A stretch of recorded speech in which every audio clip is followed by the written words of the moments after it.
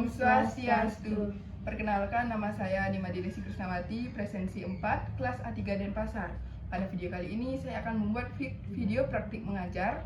Saya mengambil materi dari kelas 3, yaitu dari bab 8 tentang bentang alam. Saya ditemani dengan salah satu murid kelas 3. Silahkan untuk perkenalkan diri. Namanya siapa? Namanya Ngakan. Kelas berapa? Kelas 3. Sekolahnya di mana? Di SD 7 Sumerte. Sumerte Kelet. Berikut untuk video praktik mengajarnya.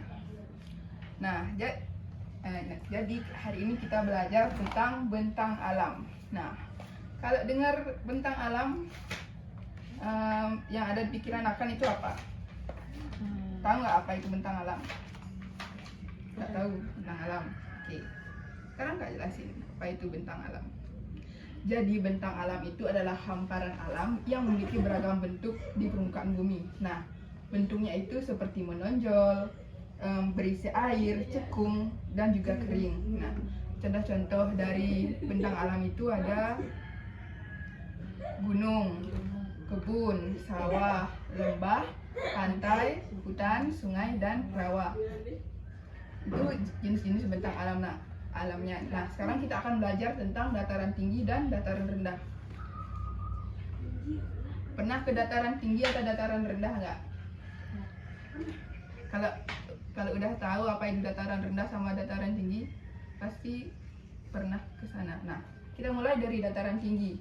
Nah, dataran tinggi itu ciri-cirinya itu berhawa sejuk. Nah, biasanya dimanfaatkan untuk perkebunan, seperti perkebunan teh, cengkeh, sayuran, dan buah-buahan.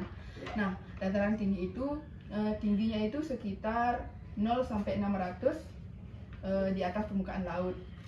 Nah, dataran tinggi ini juga tanahnya bersifat subur. Nah, sehingga banyak penduduk yang tinggal di sana, karena dengan tanah yang subur otomatis mata pencahariannya juga banyak. Nah, adapun contoh dari dataran tinggi itu ada di dataran tinggi Dieng, Jawa Tengah, dataran tinggi di Gayo di Aceh, dataran tinggi Karu di Sumatera Utara, dan dataran tinggi di Toraja di Sulawesi Selatan. Nah, itu dataran tinggi. Sedangkan untuk dataran rendah, nah dataran rendah itu fungsinya untuk menyediakan tempat tinggal bagi manusia, misalnya untuk bertani maupun bertempat tinggal. Jadi untuk ketinggiannya itu sekitar 0 sampai 200 meter di atas permukaan laut. Jadi sekarang ini Nakan berada di mana? Di dataran tinggi atau dataran rendah? Rendah. Dataran rendah, betul. Nah, suhu di dataran rendah juga biasanya panas. Nah, adapun tumbuhan yang bisa hidup di dataran rendah itu seperti padi ataupun atau tumbuhan palawija seperti jagung maupun kacang-kacangan. Nah, ada juga dataran rendah itu banyak ada di daerah pesisir, sementara dataran tinggi banyak ada di pegunungan. Nah, contoh dataran rendah di Indonesia itu ada di pantai timur Sumatera, pantai timur Jawa, pantai selatan Kalimantan, dan Papua bagian barat dan selatan. Selain itu, biasanya kalau di dataran rendah itu dimanfaatkan untuk pertanian, peternakan, perumahan, dan perindustrian. Pernah lihat peternakan nggak di sekitar sini? Oh, berarti di sini kurang ya untuk peternakan. Tapi kalau untuk sawah pernah lihat nggak? Sawah, pernah lihat sawah di sekitar sini? Nah, berarti dataran rendah itu di sini banyak digunakan untuk pertanian ya, sama perumahan. Nah, jadi antara dataran tinggi dan dataran rendah itu dibedakan dari ketinggiannya. Kalau dataran rendah ketinggiannya itu 0 sampai 200 meter di atas permukaan laut, sedangkan dataran tinggi itu ketinggiannya sekitar lebih dari 600 meter di atas permukaan laut. Sekarang paham bedanya antara dataran rendah dan dataran tinggi? Apa bedanya? Dari ketinggiannya, kalau dataran tinggi itu lebih tinggi, sedangkan dataran rendah itu lebih rendah. Ngerti? Ada yang mau ditanyain? Enggak? Oke, kita lanjut ke materi selanjutnya. Tapi sebelum itu, nah tadi kan Kak udah jelasin tuh tentang dataran tinggi dan dataran rendah. Kamu bisa nyebutin nggak contoh-contoh dari dataran rendah maupun dataran tinggi? Kalau dataran tinggi itu seperti gunung, kalau dataran rendah itu seperti rumah, sawah, pantai. Nah, itu salah satu contohnya dataran rendah. Jadi harus bisa bedain antara dataran rendah sama dataran tinggi. Oke? Kita beralih ke materi selanjutnya. Nah, setelah kita tahu bentang alam apa saja yang ada di sekitar kita dan apa saja contoh-contoh dari bentang alam, selanjutnya kita belajar tentang yang namanya adaptasi. Nah, apa itu adaptasi? Pernah dengar nggak kata adaptasi? Nggak. Jadi, adaptasi itu artinya penyesuaian diri setiap makhluk hidup terhadap suatu keadaan. Jadi, bagaimana cara kita bertahan hidup di daerah tertentu, seperti itu. Intinya bagaimana cara kita menyesuaikan diri aja. Contohnya, sekarang Nakan tinggal di mana? Di Denpasar. Suhunya gimana kalau di Denpasar? Panas. Nah, biasanya kalau suhunya panas, Nakan bajunya pakai apa? Baju yang tebal atau tipis? Nah, itu namanya menyesuaikan diri. Menyesuaikan diri sesuai dengan tempat daerah kita tinggal. Jadi kalau tempat daerah kita tinggalnya kita panas, jadi kita menggunakan baju yang lebih tipis seperti itu. Nah, kalau seandainya Nakan itu tinggalnya di daerah pegunungan, daerah yang dingin, baju seperti apa yang kira-kira Nakan gunakan di? Nah, kamu tuh pernah terpikir nggak kenapa manusia itu bisa beradaptasi? Nah, kenapa? Karena manusia itu punya akal dan pikiran. Nah, dengan akal dan pikirannya itu, manusia itu bisa menyesuaikan dirinya untuk bertahan hidup. Nah, untuk lebih jelasnya kita akan beralih ke contoh soal. Bukan contoh soal, contoh dari penyesuaian diri. Nah, ada dua macam kondisi lingkungan, yaitu yang pertama ada Gunung Jayawijaya di Papua. Nah, di gunung ini itu suhunya dingin sekali dan terdapat air dan banyak es. Sedangkan yang satunya itu di gurun, suhunya panas, gersang dan sulit untuk mendapatkan air. Nah, bagaimana cara kita menyesuaikan diri di dua kondisi lingkungan ini?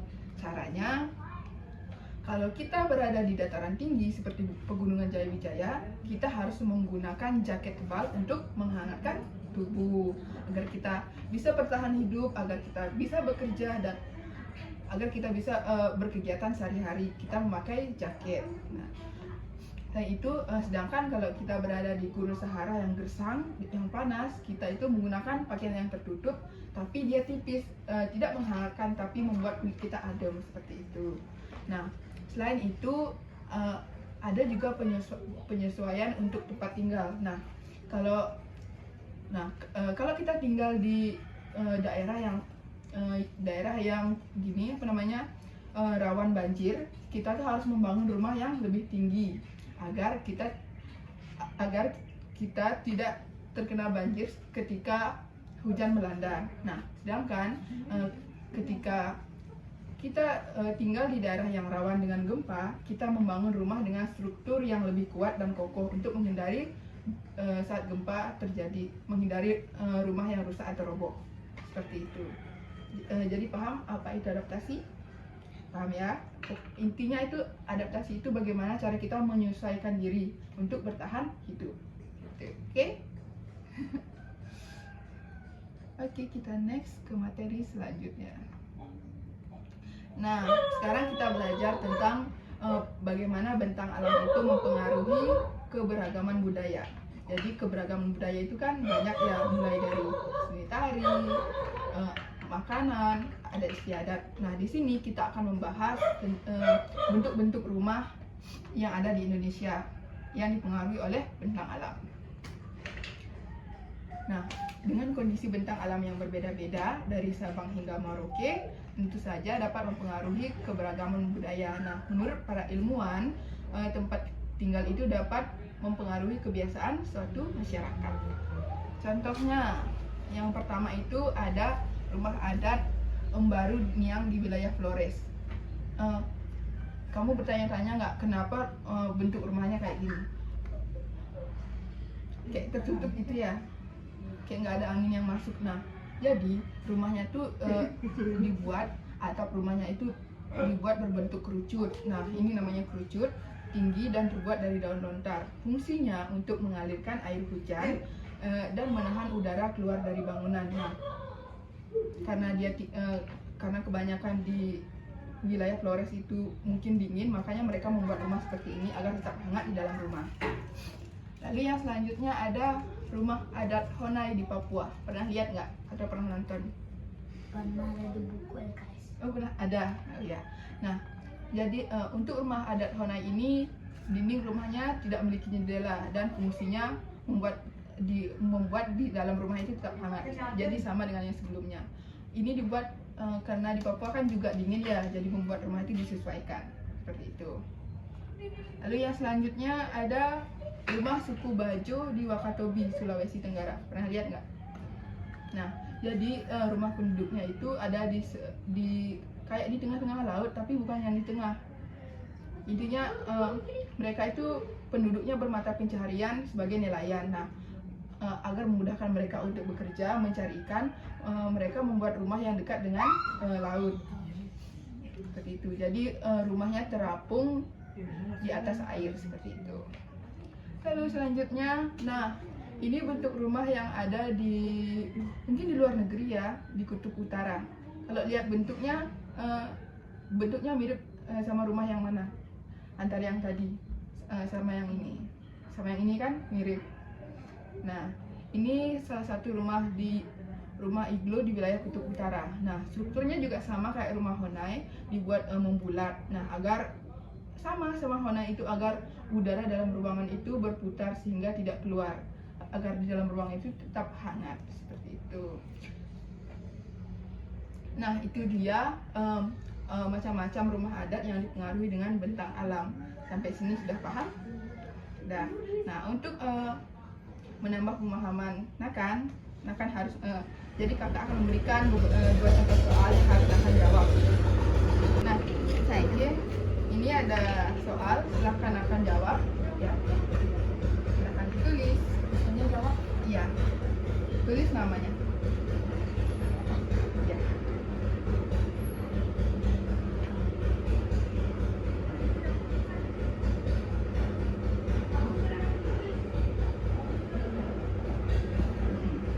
Nah, Kano. Nah, terus ini jawab nomor satunya. Ini langsung tulis. Satu.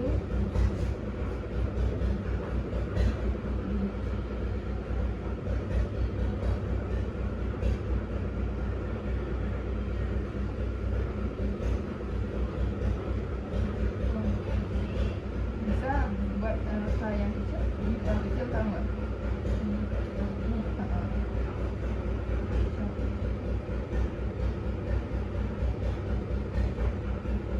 Nah,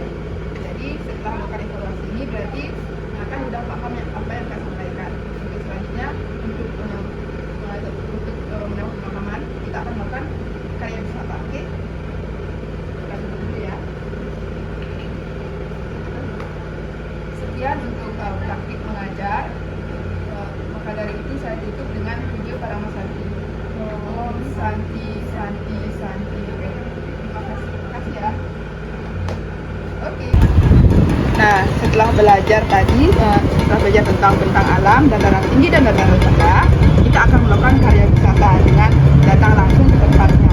Nah, tadi kan udah belajar tuh tentang dataran rendah dan dataran tinggi. Kalau sawah ini termasuk dataran rendah atau dataran rendah?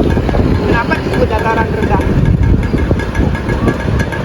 Karena tingginya 0 sampai 200 meter di atas permukaan laut. Biasanya digunakan untuk tempat bertani. Nah, bisa kita lihat langsung contoh dari dataran rendah, yaitu sawah. Yang dimana yang punya sawah ini pasti kan disebut dengan tani. Jadi hasil dari sawah ini tadi.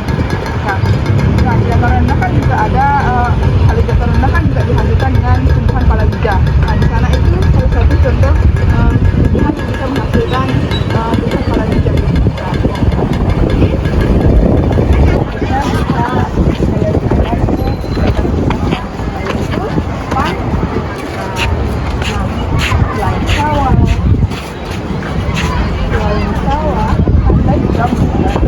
Salah satu contoh dari dataran rendah.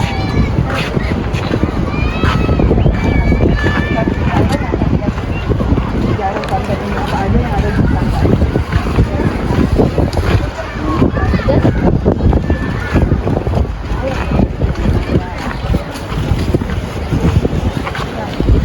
Pantai itu juga bisa disebut bantaran sebenarnya karena bantaran itu juga ada di dan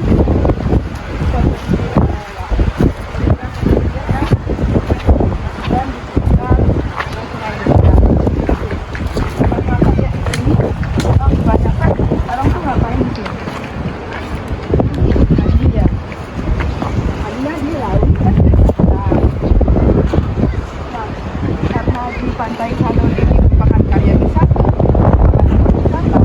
jadi kebanyakan orang-orang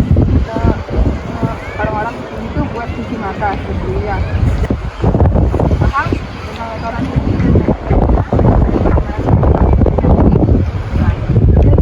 bulan dari pembelajaran